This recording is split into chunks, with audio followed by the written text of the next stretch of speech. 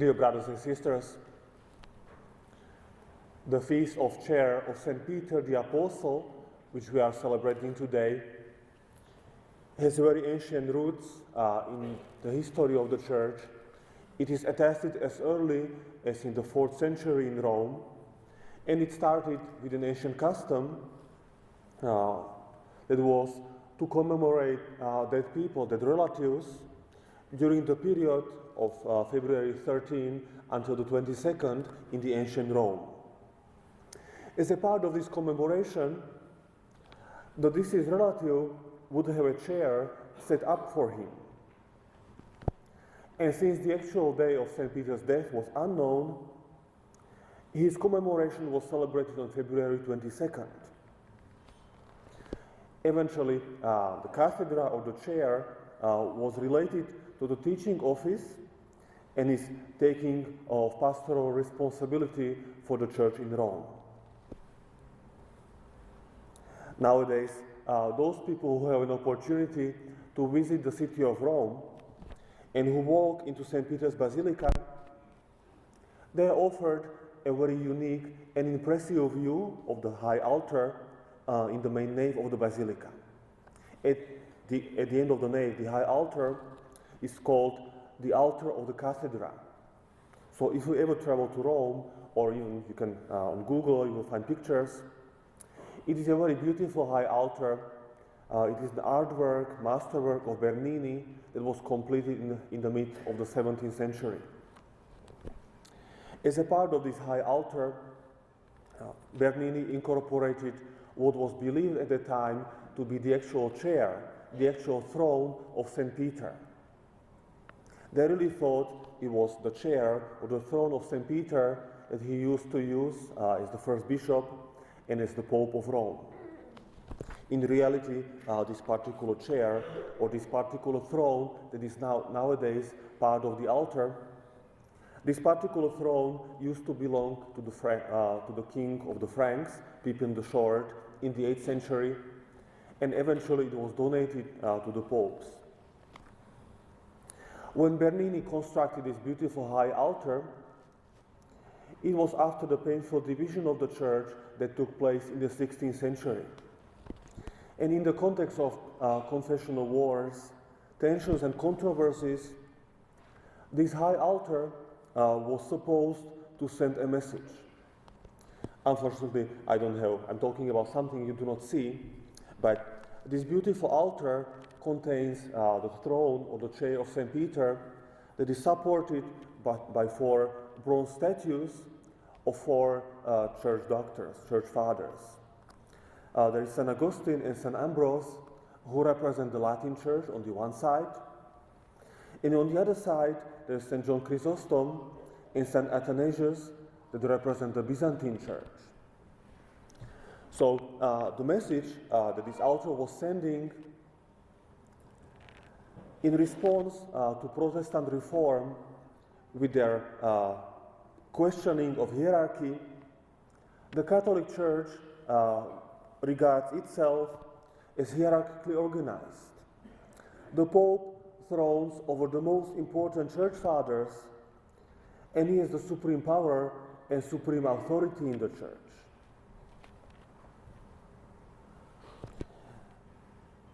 It is certainly worth of consideration and notice if the church or if we define ourselves only in response to someone else. It is said if we only define ourselves by what we are not, or if we only define ourselves if we are challenged. Rather, we should define ourselves in a positive way, not only in response to something else, but really say who we are. Not only saying who we are not, just to distinguish ourselves from everybody else, but rather saying who we really are, in a positive sense. I always encourage people to look into the Bible. Today's readings from the New Testament offer a very interesting insight into how church should be built. We heard in the Gospel passage according to Matthew this episode when Jesus asks his disciples what they think who he is. And Peter is the only one who has this answer, "You are the Christ, the Son of the living God." And then Jesus assigns him and encourages him to become the rock, or to be the rock, upon which the church will be built. The image of rock is, first of all, something very strong and something very durable. But one of the neglected aspects of the rock is that many times rock is at the bottom. Rock is something people step upon, people tread upon. Rock is something people disregard and put all sorts of dirt on it. And this is the experience of many popes, in fact, of most popes, if not of all the popes in the history of the church. So if this keeps happening, apparently the popes must be doing the right thing.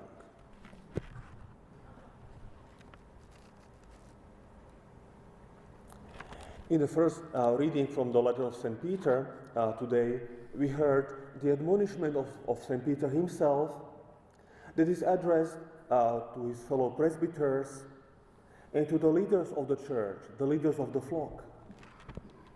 And he reminds them to serve the flock, the people of God, out of goodwill, as God would have it, not for profit. He encourages them to be examples to the flock, because when the chief shepherd is revealed, the leaders of the church will receive the crown of glory. This also sends a very important message of how the leaders of the church should behave and how they should lead the church. Every leader is first of all a servant. And for a reason, one of the titles that the Pope of Rome uses is in Latin, servus servorum Dei, servant of the servants of God. The Pope washes the feet of people on Holy Thursday, imitating the example of Jesus. He visits prisoners and sick people. He draws attention to the obligation of the church to care for those who are neglected. This is the message that the Bible and God gives to His church. This is how the church should be built. As a community where going up really means going down. When the supreme power and supreme authority really means service to those who are in need. A community where ascending the social ladder really means allowing others to ascend high. Praise be to Jesus Christ.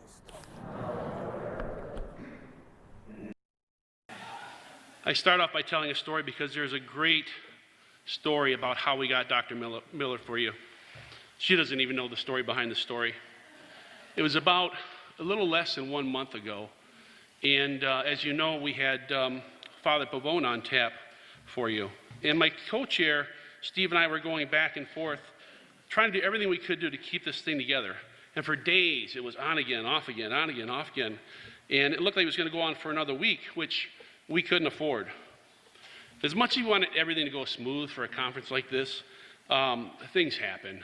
You might recall 2 years back, we had to substitute Dr. Mark Miravelli at the last minute due to a snowstorm. So, you know, these things kind of happen. Father Pavone's a priest. He's got other duties and obligations. So anyways, Stephen calls me up one morning, and I'm at work.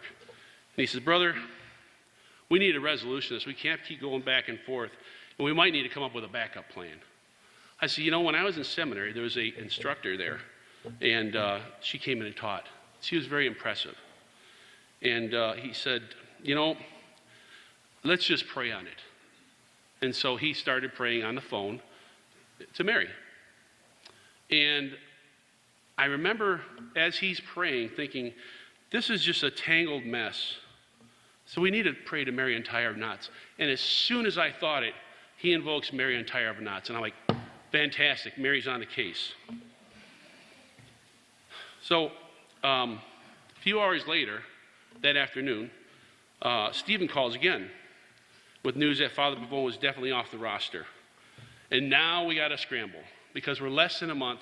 Where are you going to find a good speaker, a qualified speaker, that can show up that time, or in that amount of time? I said, brother, don't worry. This is an answered prayer. We asked for a resolution. We got a resolution. Now just wait. Just wait and see. So then that night, I'm at home, and Stephen calls me. He says, what was the name of that lady you suggested as a substitute? I said, Dr. Monica, and before I could say Miller, he said, Miller. I says, yeah, why? He says, I was in adoration. I walked out and I talked to 4 different people and told them what was going on with the MAC conference, and they all recommended Dr. Monica Miller. I said, you know, that I told you was an answered prayer. He said, I think you're right. It can't be a coincidence. Not after it was mentioned by 4 people. Oh my gosh. I says, what? He says, I'm walking past a statue of Mary, and just as you said it was an answered prayer, a light above the statue went on. And just as I said, it's not a coincidence, the light went out. I said, Steve, she's winking at you. So in addition to being personally recommended by the Blessed Mother, Dr. Monica Miller is a nationally known pro-life leader, founder and director of the Citizens for a Pro-Life Society. She's been active in the pro-life movement since 1976, less than 3 years after Roe v. Wade. She knows the issues inside and out. She's also a professor of theology at Madonna University in Livonia, Michigan, and author of several books and numerous articles.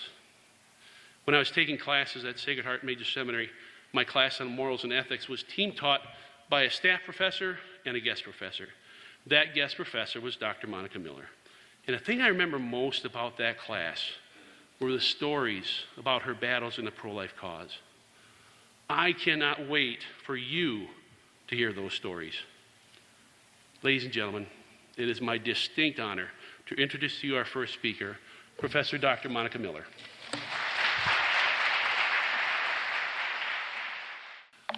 Well, hopefully you can see me over this podium. In the resurrection of the dead, the only thing I ask is that I come back a little taller. It is my honor to be with you today, and I am going to be discussing with you what has become something of it's always been an issue, it continues to be an issue, and now that we're headed into the election, it will certainly come up, has already come up, and that is, why should we consider abortion to be the preeminent social justice political issue? Now, in my view of the world, that is a total no-brainer. But there is quite a bit of pushback that comes from the other side, and even people who may consider themselves pro-life on that particular subject. So I want to arm you, okay? This is an apologetics conference. So I'm going to try to provide you with the arguments and the resources whereby you can argue that particular subject, even beyond the 2020 election. But before I do that, let me put in a shameless plug for my book, Abandoned, The Untold Story of the Abortion Wars. I'm happy to sign it. I'm selling the book for $15, and then if I sign it, it'll be worth $15.50. So you can always track me down, and if you want me to sign the book, I'm happy to do that for you as well. I hope you've received the handout. There was a handout distributed. Okay. This handout was designed and put together some years ago, so actually, sad to say, under number 3, the number of human beings who have been annihilated in abortion is way beyond 50 million. It's probably beyond 60 million at this point in our national legalized abortion problem. I'm going to quote something here to you. So here's the quotation. "It is not Catholic that abortion is the preeminent issue that we face as a world in Catholic social teaching. It is not." Those words were uttered by the Bishop of San Diego, Robert McElroy, at the bishops' meeting in 2019, so just this past November. So there you have a bishop standing up at the United States Conference of Catholic Bishops meeting, rallying, pushing back that abortion is not the preeminent issue that we face as a church, as a people, as a nation, and so on. McElroy made his comment when amendments were being considered to a very important document. And so if you want to take notes, so to jot down what are these documents that to which I'm going to be referring in this speech, then those documents are going to be very helpful for you when it comes time to push back in the other direction on why abortion is the preeminent social justice issue that we face as a country, a nation, and as a church. The document was put forth in 2015, Forming Consciences for Faithful Citizenship. Forming Consciences for Faithful Citizenship. So this is the document that is put out by the United States bishops to give guidance and direction on how it is that you are supposed to be forming your conscience when you go to the polls and make a choice about what candidates you're going to support. And the treatise is meant to provide, as I said, guidance, and it teaches that of all the social justice issues of which Catholics need to be concerned, and I would say anyone of goodwill, and it's not just a Catholic thing, but anyone really of goodwill, Protestants, Jews, Muslims, people who are, want to do justice, and maybe they don't have a faith commitment. But the document Forming Consciences for Faithful Citizenship teaches that of all the social justice issues of which Catholics need to be concerned, abortion, and here's the direct quote, abortion remains our preeminent priority. Right now. Not last year, not 10 years ago, but right now. Because of this statement, abortion remains our preeminent priority. This sparked a debate at the last bishops' meeting that was headed off by Cardinal Cupich of Chicago. And he strongly proposed that a paragraph in Pope Francis's 2018 apostolic exhortation, Gaudete et Exultate, be included in, dropped in, to Forming Consciences for Faithful Citizenship. So what is that paragraph that Cupich wanted dropped into the bishop's document? That, by the way, would have compromised, softened, nuanced, mitigate that abortion is our preeminent priority. So here's the paragraph. The other harmful ideological error is found in those who find suspect the social engagement of others, seeing it as superficial, worldly, secular, materialist, communist, or populist. Or they relativize it as if there are Other more important matters, or the only thing that counts is one, and here's really the thing, the only thing that counts is one particular ethical issue or cause that they themselves defend. Our defense of the innocent unborn, for example, needs to be clear. So that's Pope Francis, firm and passionate, for at stake is the dignity of a human life which is always sacred and demands love for each person, regardless of his or her stage of development. Equally sacred, so this is why Supich wanted this thing to go in. Equally sacred, however, are the lives of the poor, those already born, the destitute, the abandoned, and the underprivileged, the vulnerable, infirm, and elderly exposed to covert euthanasia, the victims of human trafficking, new forms of slavery, and every form of rejection. Now, I'm going to come back to this paragraph a little later in my talk.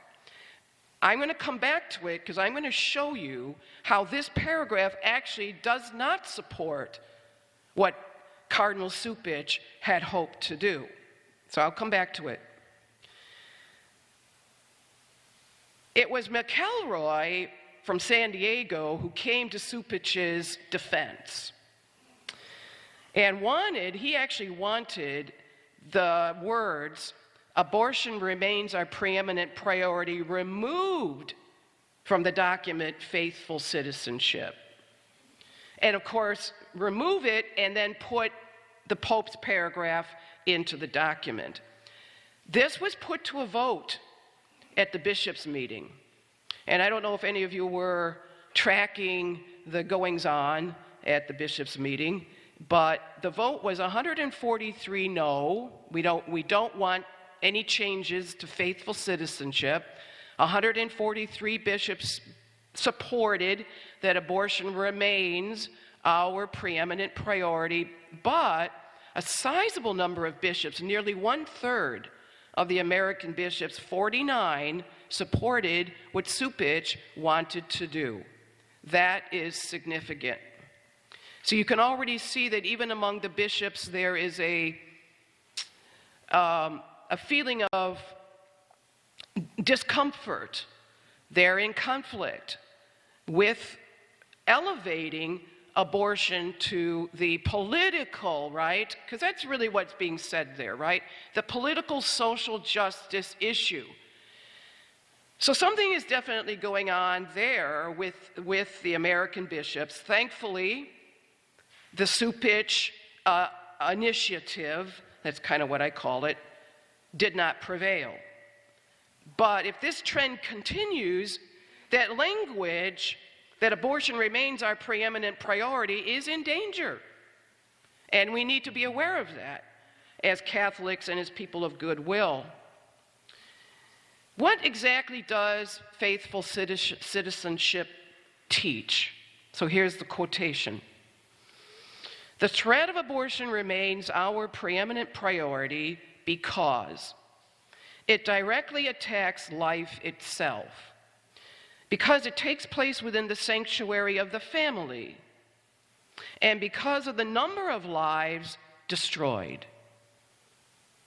At the same time, we cannot dismiss or ignore other serious threats to human life and dignity, such as racism, the environmental crisis, poverty, and the death penalty." So you see that they do pay attention, and I think rightly, that are there other social injustices? Of course there are. "Our efforts to protect the unborn remain as important as ever. For just as the Supreme Court may allow greater latitude for state laws restricting abortion, state legislators have passed statutes not only keeping abortion legal through all 9 months of pregnancy, and the poster child for that is the governor of New York, Andrew Cuomo, and the New York State Legislature. And then Illinois was maybe a close second, unfortunately. So there are state legislators that are passing laws to keep abortion legal through all 9 months of pregnancy, opening the door to infanticide. Additionally, abortion contaminates many other important issues by being inserted into legislation regarding immigration, care for the poor, and health care reform. Now, Article 22 of Faithful Citizenship states abortion, it's in Article 22, abortion is the preeminent issue because it is intrinsically evil. This is not a policy. Well, for example, we want to stop or we want to end or we want to do something about poverty, poor education, immigration. But those are not intrinsic evils in themselves. No, come on. Who is going to vote for a candidate that says, I am in favor of poverty? Right? I am in favor of crime. It's ridiculous, right? But, well, do we not have politicians who say, I support abortion? Of course. And they say it proudly, audaciously, and without any embarrassment.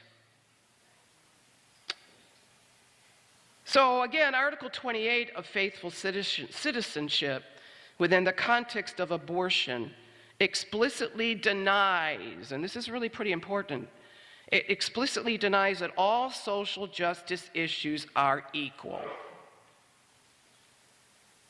Okay. I want to direct you, and I again, maybe just take a note to yourself. 17 years ago, the Vatican office, the Congregation for the Doctrine of the Faith, CDF, when Ratzinger was the head of that congregation, issued what is referred to as the doctrinal note. This was a very important little document, and and it's very short. If it's 10 pages, we're doing good. Probably not even that long. But it was a very important corrective to, and in particular, Catholic politicians living what the document referred to as parallel lives. Okay, what is it when a person and a politician, a Catholic politician, lives parallel lives? It means that they have their spiritual life on one track, and they have their political, public life on another track. And those two tracks do not intersect. So they have their private Catholic beliefs, but they're private, and that's how they treat their Catholic beliefs. It's just my personal faith.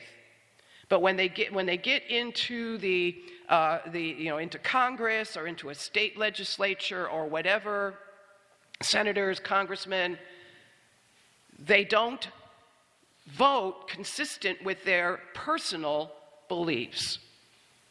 And they treat abortion as if it was, and here's my jargon, they treat abortion as if it was some weird Catholic quirk.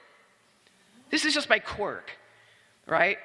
As if the subject of abortion, the practice of abortion, the killing of innocent human life, which they personally say they believe it's wrong.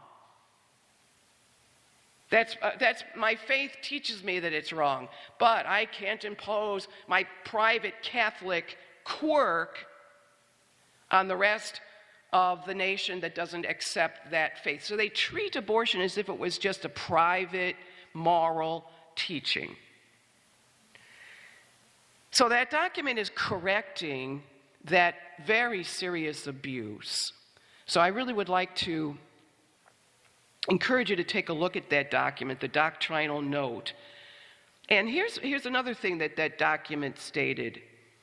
In the face of fundamental and inalienable ethical demands, Christians must recognize that what is at stake is the essence of the moral law which concerns the integral good of the human person. This is the case with laws concerning abortion and euthanasia. Such laws must defend the basic right to life from conception to natural death. And then we can also look to support our claim that abortion is the preeminent social justice political issue, Vatican II, and also the writings of John Paul II, and in particular his encyclicals. So those are very weighty documents that are coming from St. John Paul II. For example, the Vatican II document, again, if you want to write this down and take a look at it, in article number 51, Gaudium et Spes. What is Gaudium et Spes? Gaudium et Spes is the pastoral constitution on the church. So, not to put anybody on the spot here, but everybody should have a copy of the documents of Vatican II. Okay, the Flannery edition, you could probably buy it for $1 off the internet. Of course, you pay the $3.99 shipping and handling. But you should have it on your bookshelves. It should be your go-to book. Okay, that and the Catechism of the Catholic Church, and of course, before anything else, the Bible. Those three books. Gaudium et Spes says, regarding abortion, and this is from the 1960s, right? The Second Vatican Council. Therefore, from the moment of its conception, life must be guarded with the greatest care, while abortion and infanticide are unspeakable crimes. No other grave injustice is condemned by the Church in such strong, severe language. None, nothing. And there, as I said, there are a lot of other injustices. But when Gaudium et Spes employed that very heavy language, unspeakable crimes. This we can move over to Evangelium Vitae, the Gospel of Life, which was John Paul II's encyclical that dealt with the death penalty, euthanasia, and abortion. Article number 62. What does he say? He actually, this is absolutely remarkable, actually. John Paul II, in order to remove any doubt about the gravity of the taking of innocent life, actually elevated a moral law to the level of infallibility. This is an infallible moral dictum that is coming from the church in Evangelium Vitae.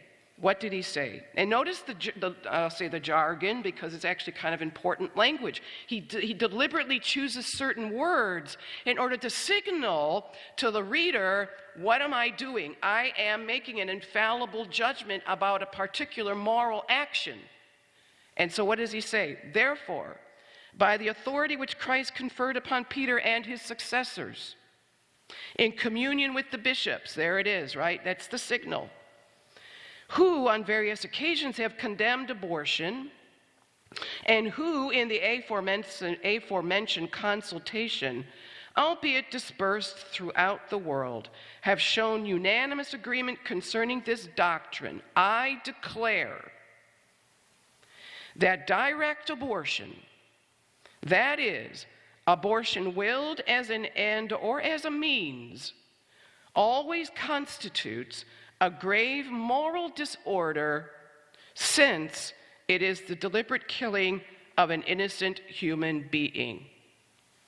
He doesn't say that about the death penalty. He doesn't say that about immigration. He doesn't say that about poverty. He doesn't say that about communism. He says it about abortion. That is huge. So Article 62 in Evangelium Vitae. Another document of John Paul II's Christi Fidelis Laci, which has to do with the role of the laity in the church. He says this: The inviolability of the person, which is a reflection of the absolute inviolability of God, finds its primary and fundamental expression in the inviolability of human life. What does inviolability mean? You cannot touch it. There is a boundary around each human person, and you have to respect that boundary. You cannot directly ever attack an innocent human being for any reason. Inviolable.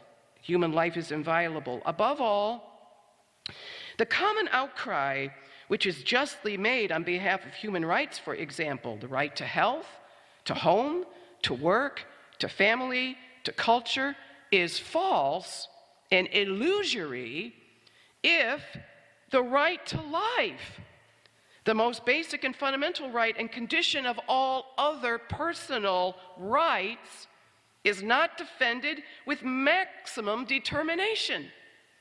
Again, what is he really saying there? Just what the bishops said again last November: abortion remains our preeminent priority. All other rights depend on it. In 1998, the United States bishops, again at their November meeting, issued a pastoral letter. So again, this may be a resource for you. Living the Gospel of Life, a challenge to American Catholics.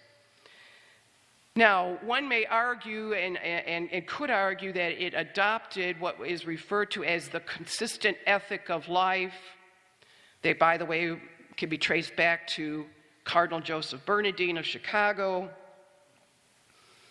Nonetheless, the bishops admonish that abortion and euthanasia, well, let me read the whole thing. Adopting the consistent ethic of life approach to social justice issues, the bishops admonished that abortion and euthanasia does not excuse indifference to those who suffer from poverty, violence, and injustice. Okay.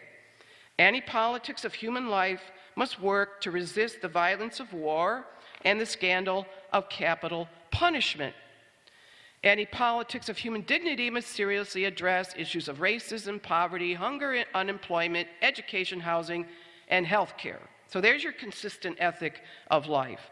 And it looks like, wow, well, so how is it that abortion is going to be the preeminent social issue if we've got to take into consideration all this other stuff? Here you go. The bishops went on to say, and I really love this quote. So we've got all these other issues. Okay, let me rattle them off again: racism, poverty, hunger, unemployment, education, housing, health care.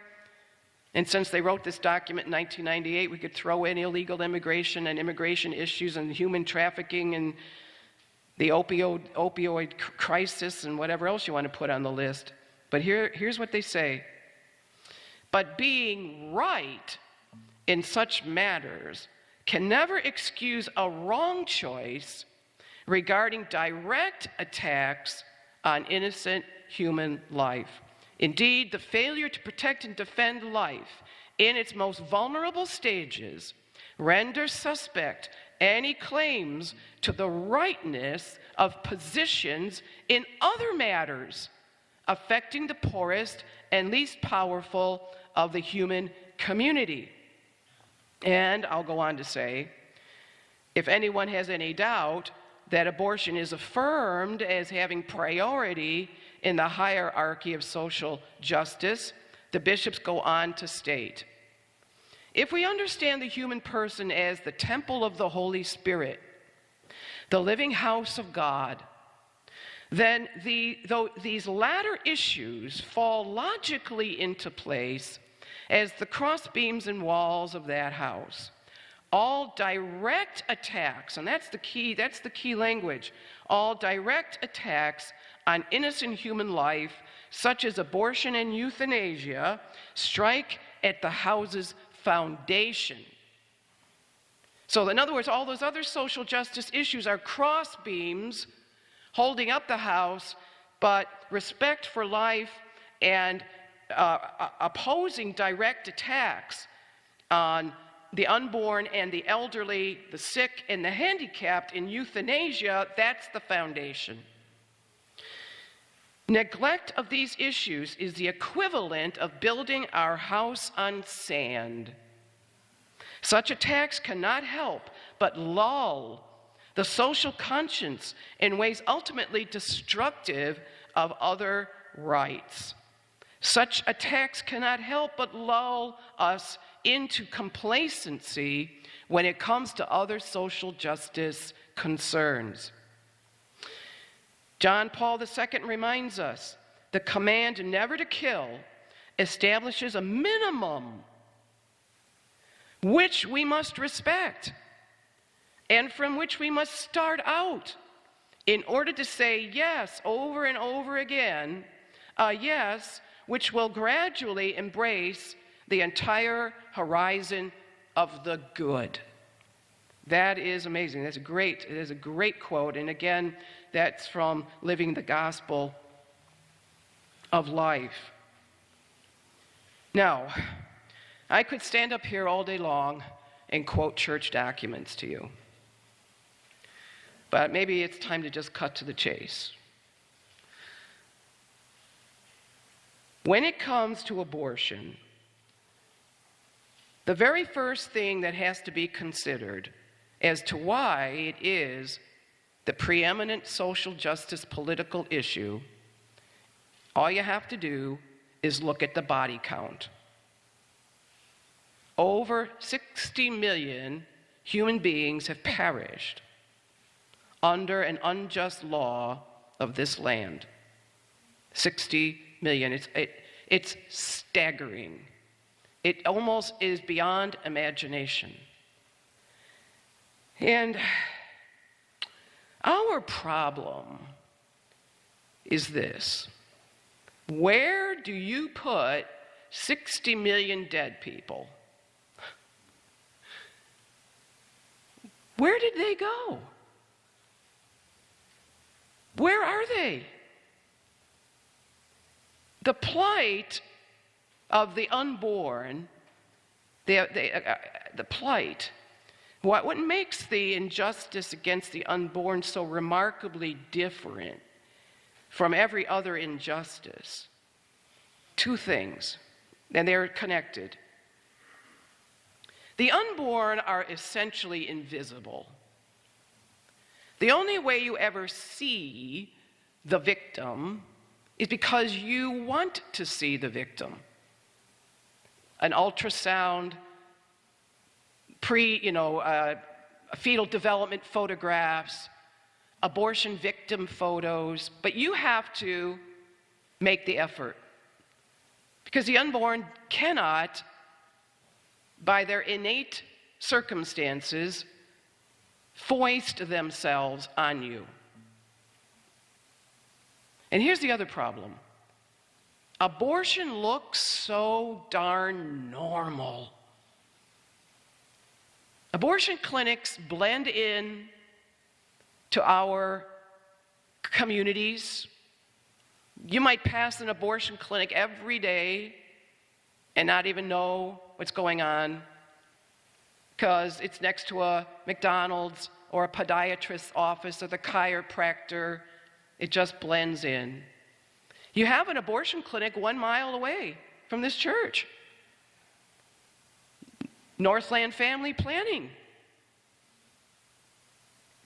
I want to encourage you to go out there and stand out there and try to talk to the moms and hold a sign and pray. Don't be oblivious to the unborn who are being dragged off to their deaths in your very own backyard. I mean, if we're not going to do it, nobody's going to do it. The other thing about the unborn, and I know this from my own personal experience, very, very, very personally, it's remarkable how small they are. Now, sure, when we get into the second trimester or even late, maybe even late first trimester, not so small. But the vast majority of abortions are taking place within the first 12 weeks. And You know that our organization actually retrieved the remains of aborted babies from Michigan trash dumpsters. Lathrop Village, the Woman Care Clinic in 2008, the Women's Advisory Clinic in Livonia, also in 2008. I was involved with the retrieval of babies from a Lansing abortion clinic in 2010. And then we most recently buried 15 aborted babies that were found in the trunk of a Michigan abortionist's car, Michael Roth. Some of you might have actually attended the funeral. The babies were buried out of Transfiguration Parish in Southfield, 14 buried at Holy Sepulchre, and then one baby was reserved, separated and buried at the Holy Spirit Cemetery Parish in Brighton, and that would have been November of 2018, so not that long ago.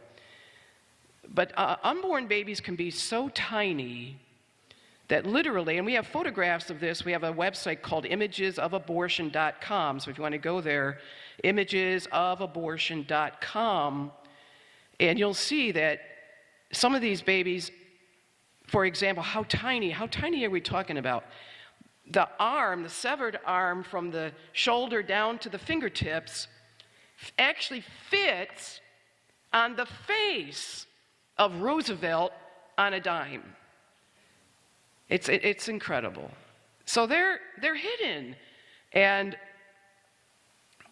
so that in order for us to be involved with the injustice of abortion, those 60 million human beings, they have to impact us somehow. They have to be real to us in a way that others who suffer terrible injustices they're visible. They can picket, they can march, they can vote, they can rally, they can organize. They can get on the radio. They can write articles. They can draw attention to themselves. They can demand their rights. But the unborn can't do that.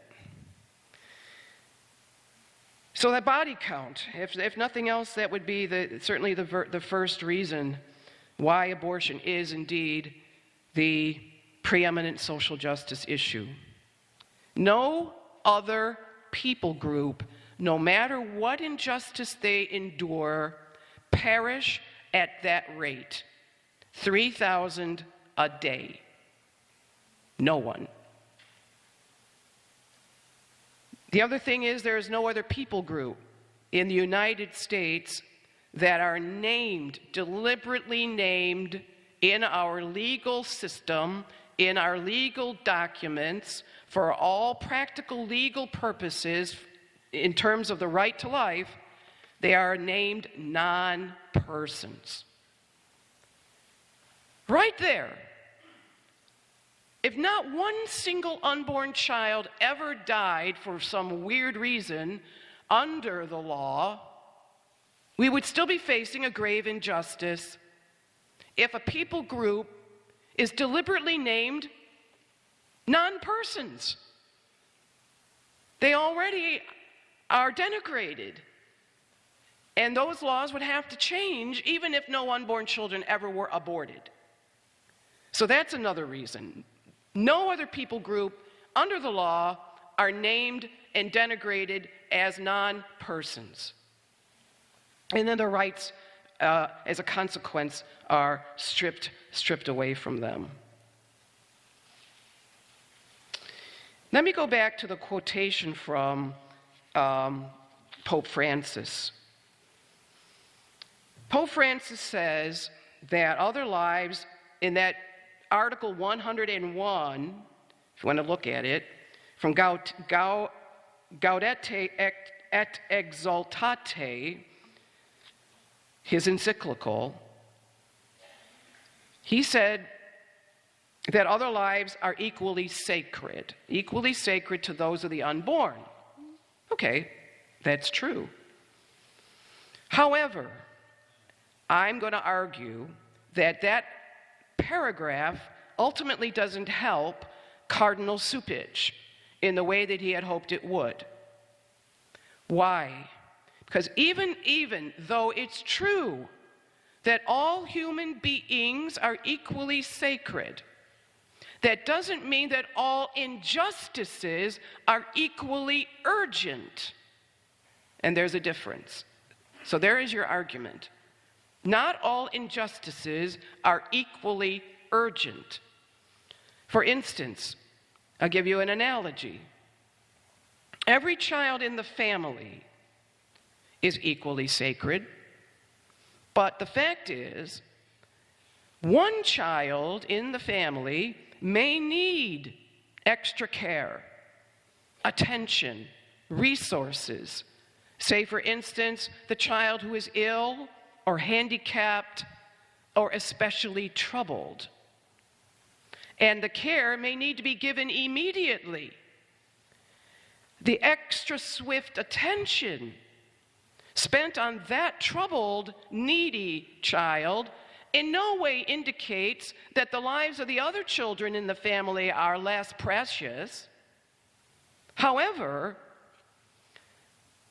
we will naturally divert our attention and spend our resources and spend more time and do what we can to help the child in our family who is especially troubled.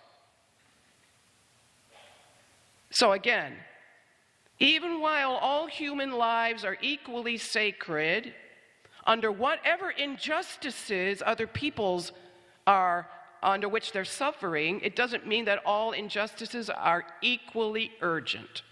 And that automatically raises abortion, in particular, as the preeminent priority when it comes to social justice political involvement. Let me perhaps give you a reason, okay? How many times I have had conversations, I won't exactly, maybe, well, they might be arguments, but conversations, and I don't mean to get overly political here, but there are those, and many very devout Christians, many sincere Catholics, and certainly others outside of our faith will try to argue that you could vote for a candidate who supports abortion.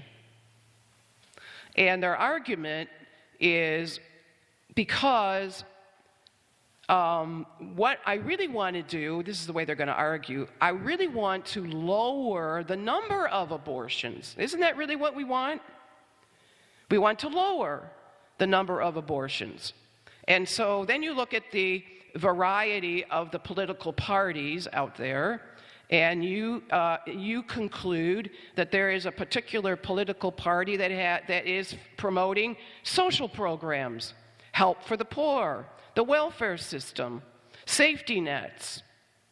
And those programs supposedly will lower the abortion rate, as a lot of women, especially single mothers and out-of-wedlock pregnancy situations, those women are going to do what?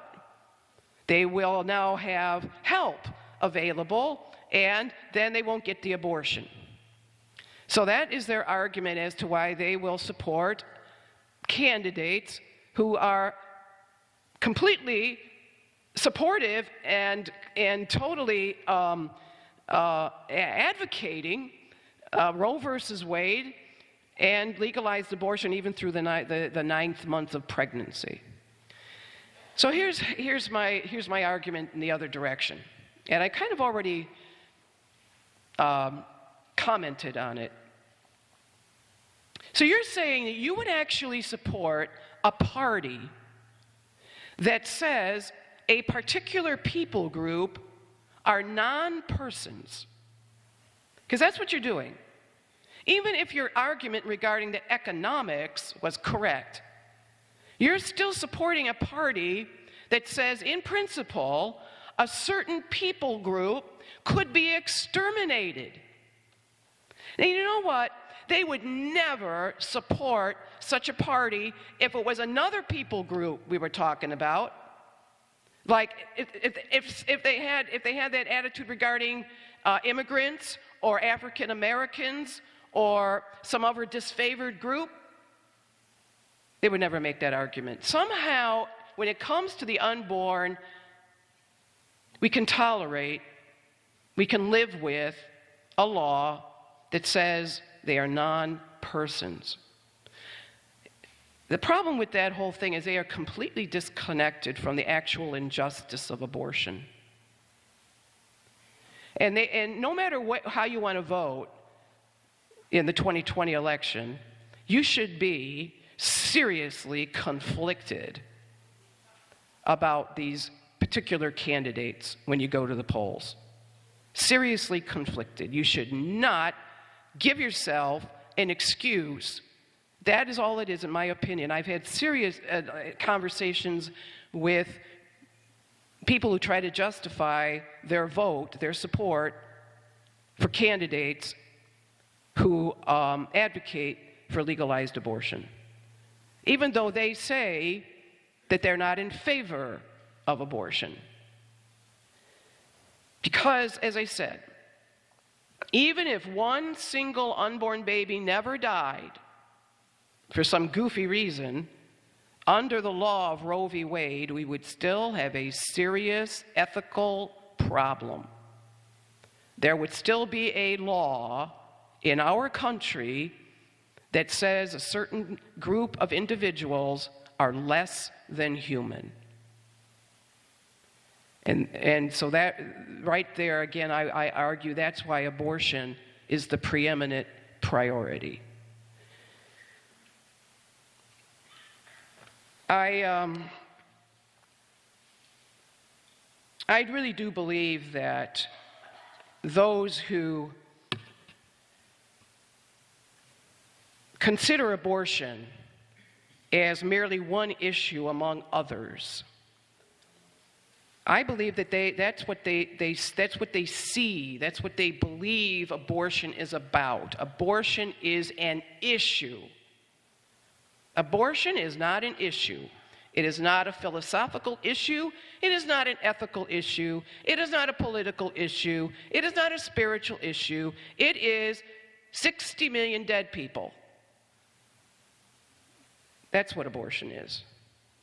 And those who want to advocate that there are other more important, or I would even argue equally important, social justice issues, they just don't see 60 million dead people. It remains for them an abstract issue. And as I also pointed out, what's our problem? The unborn are essentially silent, invisible victims.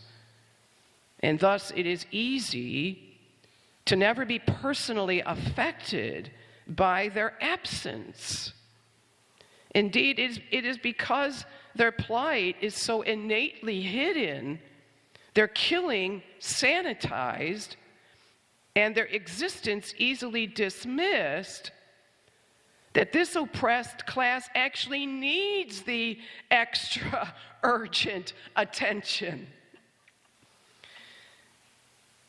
So when the bishops assert, in the face of nearly unprecedented opposition from within their own ranks, 69 bishops voting in favor of the Supich initiative, that abortion is the preeminent priority, we need to take that to heart, and we need to end this slaughter. Now, before I end my talk, I want to point out, I want to give you an argument, at least one really good argument that you can use. I don't know if any of you, watch the Golden Globe Awards and waste your time. But in the most recent Golden Globe Awards, and maybe some of you know about this, a certain actress named Michelle Williams, she got up, got her award, and she launched into a speech. Here's what she said. "I wouldn't have been able to do this without employing a woman's right to choose when to have my children and with whom. What is she saying? Subtext. That's loud and clear. But what she's really saying on an ethical level, ladies and gentlemen, she's saying that there is something innately messed up with female biology. Why? Because she's saying, in order for me to be a success, I had to kill something. Now look, even if the unborn were not human, look at the anthropology, maybe I should say the gynecology, behind that statement. She's really saying, in order for women to be free, in order for women to be liberated, in order to exercise self-determination and be a full person, women need to kill something. You're killers. I don't care if you kill, it's killing a dog, you're killing a blade of grass, you're killing an amoeba, but you're saying you have to kill something in order to be, as a woman, to be completely free. You need to throw that right back at them. That their view of feminine nature is really messed up. And if that's what it means to be female, we're in big trouble. So they've got to own that, because that's what she was really saying. Okay, the last thing I want to talk about is equip yourselves. Every pro-lifer ought to have a stack of pamphlets in their car, in their purse, in their trunk of the car, ready to go. Pamphlets on fetal development, pamphlets on consequences of abortion to the woman, pamphlets on the local pregnancy help centers. And when you're in a conversation with somebody, there's your argument. You give that to them. You see a pro-abortion bumper sticker, you stick one of those things on the windshield of that car. You leave pro-life literature in bathrooms, at movie theaters, and in the McDonald's.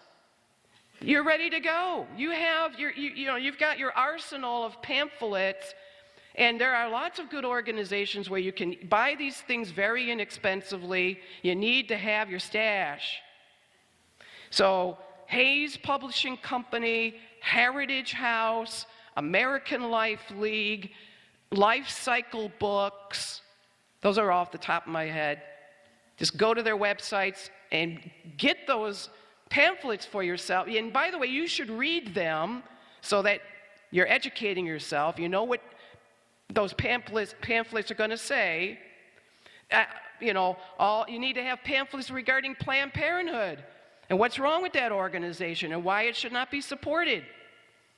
So those are some of the marching orders, I guess I could say.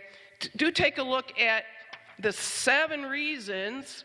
Actually, there's 8, because there's a little one down at the bottom there. And again, this is something that you can share with others. It is downloadable off of our website, which is prolifesociety.com. In fact, at the end of it, you see the website's at the bottom of the flyer, and you can download a camera-ready, printable copy of this flyer. So I hope I gave you a few things to think about. It's completely my total honor to be with you today. God bless you all.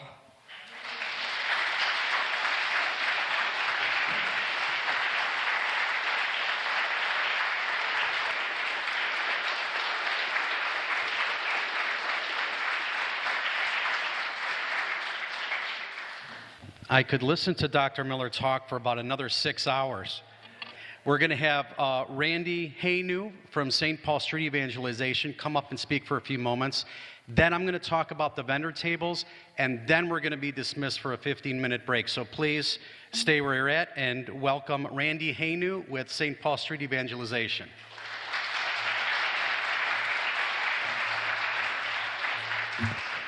Thank you, Steve, and wonderful speech there, Dr. Miller. And I'm only up here 5 minutes, you guys, so I'm not expecting a standing ovation when I'm done, okay? You can just stay seated. So I am with St. Paul Street Evangelization, and I was so honored to come to speak here because my wife, my daughter, and I, every night before we go to bed, we say, Jesus, Mary, and Joseph, I love you very much. I beg you to spare a life of the unborn child who is spiritually in danger of abortion. And we pray for 9 months. And then on 9 months and 1 day, we have a birthday cake, we celebrate their life, and we put the babies' names on there. So it's just so warming to be here. So I'm with St. Paul Street Evangelization. We're kind of connected a little because we're here for the pro-life conference, which is saving the unborn, saving lives. Well, with St. Paul Street Evangelization, in a kind of different way, we're all about saving souls, saving lives. And about 6 years ago, we started St. Paul Street Evangelization. And what we do is we have over 300 teams that go out in the streets and proclaim the good news of Jesus Christ. We want to lead them to the one true, holy, Catholic, and apostolic church. So then, as things moved on, we realized we were growing. So we renamed it St. Paul Evangelization Institute. And under the umbrella of St. Paul Evangelization Institute is St. Paul Street Evangelization, which I just talked about, the St. Paul School of Evangelization. We have an online program and a live program where you can go and actually take courses. Right now, it's at Holy Family in Novi. This coming fall, hopefully it's going to be at St. Mary of the Hills in Rochester. And then we have the Society of Evangelists. These are individuals that have, for the most part, live in community, and they're all about a brotherhood or sisterhood, brotherhood rather, of evangelizing individuals and healing. So we have a booth out there. I loved what Dr. Monica Miller said. I hope she doesn't mind me plagiarizing her, but she said, you need to have your stash. And we have so many vendor tables out there. St. Paul Street Evangelization, we have our vendor table out there, and we have all these free items that are your stash. You know, just be that vessel that God wants you to be. Just like she said, put it under a windshield wiper or whatever you're doing, okay? Because our Lord is counting on us, and we're so blessed with everyone in this room because we all know that it was the Holy Spirit that brought you here, and you're going to continue out the will of our good Lord. We also have like a partner program if you want to partner with us. So if you have a moment, either during the 15-minute break or when the conference is over at 2:30, stop by our table, but stop by all the tables. A lot of people put a lot of hard work into this, and God bless you all. Thank you. And at this point, I'd like to present to you Deacon Gerald here at St. Cyril Methodius, who has a few words to say about our street counseling program. Please welcome him.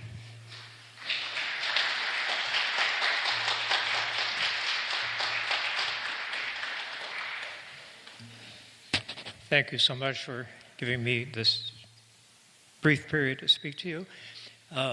I am part of a group called Helpers of God's Precious Infants of Michigan. For about 20 years now, the group has been offering help to women at 2 abortion mills on 8 Mile and Gratiot. During the span of our time, we've been able to keep track of the number of women that we've assisted and the number of babies that we've saved. And it turns out to be an average of over 500 a year.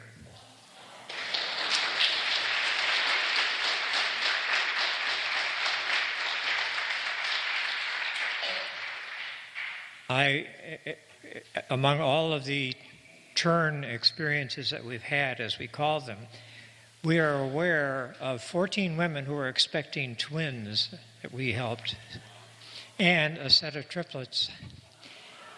I personally was involved in 4 of those twin change of hearts. What a beautiful experience that has been.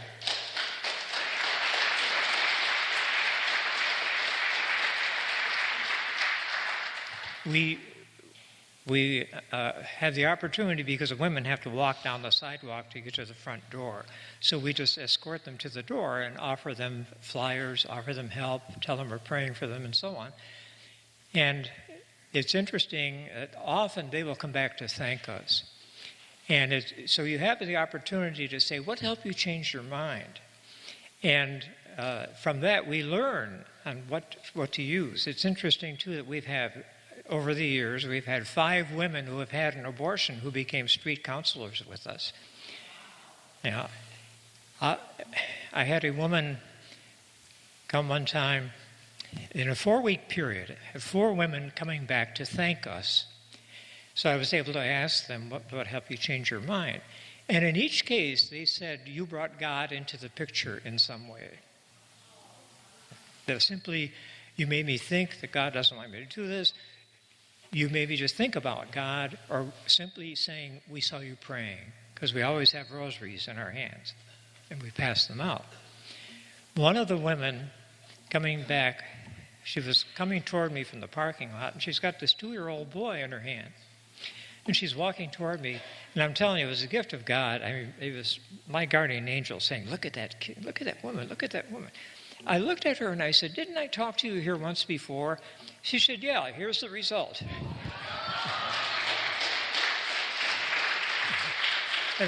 So I had to get down on my knees and hug that little guy, you know. So you really have these wonderful, edifying experiences. We have people who come out to work with us once or twice a month for a couple of hours. We have a man who comes from Dearborn all the way to 8 Mile 4 days a week. He's 86 years old. So it's whatever you're able to do with us. And we have a training session, we have a training manual. And so if you think your guardian angel might be poking you in the ribs right now, I said this once at a Mass, and a woman's daughter poked her, and she became a sidewalk counselor. We are having a training session this week, Tuesday, at St. Lucy's in St. Clair Shores at 6:30. Our parish bulletin has an article about it, so if you think you might be getting that nudge, just pick up a bulletin out there on the table, and it's got the time and the place for that. It's been a very, very rewarding experience for all of us, and so and I just thank all of you for having the strong interest that you have in pro-life activities that brought you here today. So and thank you for giving me the chance to talk to you. Think about joining us. Wonderful experience.